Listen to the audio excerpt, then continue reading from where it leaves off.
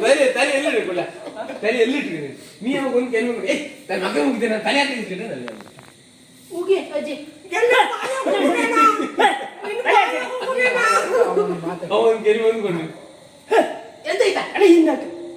ಅಲ್ಲ ನಾನು ನಿನ್ ಬಾಯ ಹೋಗುದೇನೋ ಅನ್ಕೊಳ್ಳೆ ನೀನು ಹೊಡೆ ಹೋಗುದು ತಲೆ ಹಿಂದಾಕ ಅಜ್ಜಿ ಹೋಗಿ ಎಲ್ಲ ನಿನ್ ಬಾಯಿ ಮೇಲೆ ಹೋಗುದ ನಾನು ತಲೆ ಹಿಂದಾಕ